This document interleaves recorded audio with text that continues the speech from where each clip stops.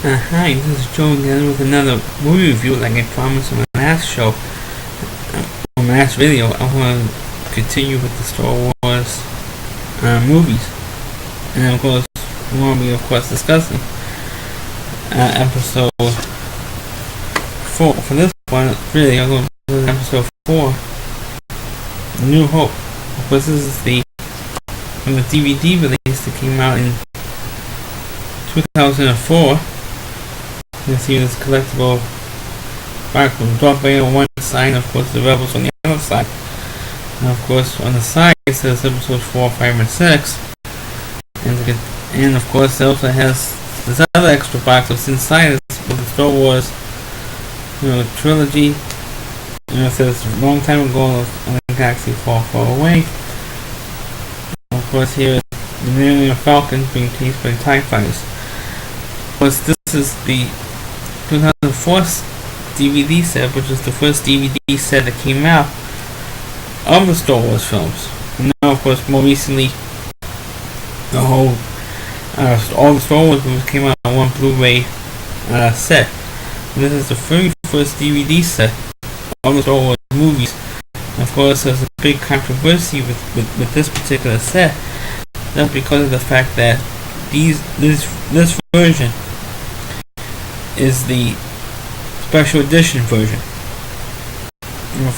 Because back in 1997, on the 20th anniversary of the original release of Star Wars, which is this particular movie, George Lucas went back and decided to enhance the special effects, because in those days they didn't have computer CGI to fall back on to improve, to clean up the shots or to improve the shots. So for 20th anniversary, George Lucas wanted to re-release the film to the big screen, and he decided to not only redo this movie but also redo the other two, which we're going to get to in other reviews. And The Empire Strikes Back, and of course Return of the Jedi. This is the one that George Lucas added the most stuff to, and he has, of course, improved the look of the film, made a cleaner print. And of course, he also added scenes. He had two scenes really. He had one scene was with Luke finds his old friend Biggs just before the big battle, when they attacked the Death Star. Plus, in the other scene that was added, of course, was the famous Jabba the Hutt scene, which of course everybody, was talking about, because you didn't really see. Originally did not see Jabba the Hutt to Return of the Jedi. Before then, Jabba the Hutt was more of a mystery character more than anything else. And of course it was made into a large slug and didn't really move all that much. Jabba was a huge puppet. And he was a digitally enhanced character. And of course the other major change, other than maybe some added backgrounds, of course, and also when they were on Tatooine, you see all these creatures moving in front of the camera, which of course weren't there originally, but on Tatooine it became annoying after a while to see all these creatures coming in front of the camera, and walking in front of the camera. And of course, the most notable scene, which has been debated since 97, was that yes, folks, Han Solo did shoot first originally. I know other internet reviewers have also complained and mentioned that Han did shoot first. And of course, we all know the reason why, because George Lucas changed that because he didn't want Han Solo to be a badass villain, because he became a popular character. And one of the reasons why he became popular was because of that scene where he shoots Greedo in the cantina. And of course that, and you actually can see, if you look close, look fast enough, he actually does this. That Lucas digitally switched his head. He slid his head out of the way when Greedo shot him, and then of course he shot back and killed him. So those are major changes. And of course, if you happen to find, of course, when anybody may think that this DVD set was of the special edition version, it's not the original movies. George Lucas didn't put out a DVD set with the original movies, the original version of the movies, along with the special edition. So when you open it up, you can't do this in this version, but you can have the disc on one side, on the original version, and on this side would be like the special edition version. Whereas here it's just a special edition of the movies. And of course, it starts off with, of course, Princess Leia being captured by Darth Vader because she was part of the Rebel Alliance. And of course, Darth Vader says you're part of the Alliance. And you have these plans for the Death Star. Where were the plans? He said, I don't have the plans. That's because she already shipped them off to R2-D2 when they already left by an escape pod off the ship. And it's the same ship that you see at the end of episode 3. So you have that, that connection between the original trilogy and this one. And of course, the whole story pretty much follows R2-D2 and C-3PO on Tatooine, and they have to meet Luke Skywalker, and of course, then eventually meet, Obi-Wan Kenobi eventually. But the reason why, of course, in the original series, you know that C-3PO does meet Obi-Wan Kenobi eventually. He knows who he is. But for the third movie, he knows who he is and interact with him. And you said, how can C-3PO not remember Obi-Wan Kenobi? Well, the simple fact is that at the end of episode 3, he had his mind or his memory erased. So he doesn't remember, but for some reason they didn't do that with R2-D2. Had his memory erased. They only did it with C-3PO. So that's why, of course, R2-D2 knows who Obi-Wan is and all that. And not C-3PO. And that's one of the problems I have when watching the prequels compared to this. So how can, when I watch this episode, the original movie, and of course I saw the prequels, so how can you not know who he is? And of course, then by the end of the third movie, then I know why. Because he had his memory erased. So of course, they hook up with Han Solo to take him to Alderaan, which was the planet where Princess Leia was living on for 20 years. And of course, before they even get there, the Empire got there with the Death Star, and they blew up the planet.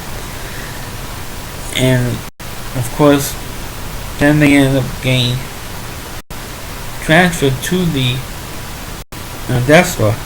And of course, they all go through all these adventures on the Death Star, trying to escape trying to duck and run from the stormtroopers and everything. But then they found out that Princess Leia was being held on the Death Star. So of course, they made this escape, trying to break Princess Leia out. And then of course, they ended up going to the garbage chute, and they almost got crushed to death in the garbage chute. They got out of that. And so it's like one escape after the other. Pretty much throughout the part of the film when they were in the Death Star. And they were in the Death Star for a pretty good chunk of the film. And then of course, then they eventually escaped, and they cut through where the Rebel Alliance was. And of course, the Empire knew where the Rebels were because they put a tracer on the Millennium Falcon, and they found where the Rebels were. And of course, at the end of the movie, you had the big battle scene with the TIE fighters, the X-wings going into the ditch and trying to blow up the Death Star. And of course, I'm not giving anybody that anybody doesn't know unless you haven't seen the movies. But Luke Skywalker was the one who destroys the Death Star. It was played by, of course, Mark Hamill. And of course, episode 4 was in it. He was like the oldest one. I think he was about like 34, 35 years old at the time. Carrie Fisher was about 20 and 21. And Mark Hamill was about 24 at the time that the movie came out. So of course, naturally we all know they're supposed to be brother and sister. Eventually we get to know that. But at that time, of course, we didn't know. And of course, throughout the first film, there was always kind of like a pervy. First two films, there was always kind of like a pervy type thing going on between the two of them. an incest deal, because when Luke Skywalker sees that little message that Princess Leia recorded for Obi-Wan Kenobi, he says, "Oh, who is she? She's beautiful." All this, getting excited type thing. And Luke was getting excited over seeing this holographic image of Princess Leia. And of course, before on the Death Star, they did that famous swing across the inside the Death Star and go from one bank to the other side, across the other bridge. She kisses him. And of course, in Empire Strikes Back, which we're going to do for the next review, she plants a real big wet wing on Luke, so you get a little incest thing going on. And then of course all those incest jokes pretty much ended by the time Return of the Jedi came out. And of course, when the movie first came out, I do have a funny story with Star Wars. When it first came out, I wasn't even 6 years old yet when Star Wars first came out in 1977. And of course, Star Wars, not many people thought that Star Wars would do well in the box office. So it was only open about 37 theaters across the country. I'm not talking about just 37 theaters in New York City or Chicago or LA, wherever. I'm talking about 37 theaters across the entire United States. So not many people thought that was going to be successful. And the only movie theater that was near where I live that was playing Star Wars was in the Jackson Heights section of Queens. And at that time, it was becoming more and more Latino, more and more of a Hispanic neighborhood. So when I went in support to the story, because when I went in to see it, Star Wars was dubbed in Spanish with English subtitles. So so the first time we ever saw Star Wars in English was when I was during high school.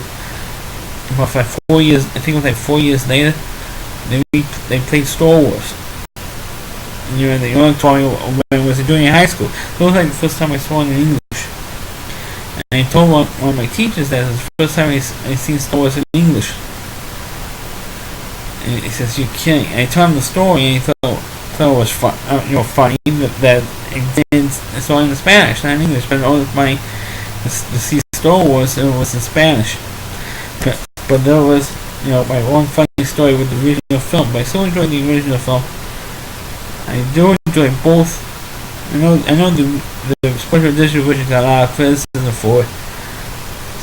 Some justify, some not so justify. But I did like the improvements in the original. And just wish that at the time that this set came out, that George Lucas put both versions together. And it's a shame that he didn't do it. He had to buckle under pressure from die-hard Star Wars fans to put this movie out on both versions out, and they did put both versions out together. Now, of course, on the other two movies, he made more changes, which I want to get to when I do those other movies. And of course, in the Blu-ray, I understand he's made more versions. Well, I know that when the Episode 7 comes out in 2015, a lot of people are going to be satisfied that George Lucas is not going to be involved with it anymore because he sold his rights to Star Wars movies.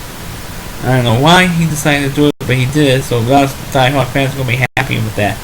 So that's my review of Episode 4. The reason why I'm not giving away too much away is because most people who've seen this movie know what happens, but it's still fun to watch. Even both versions are fun to watch.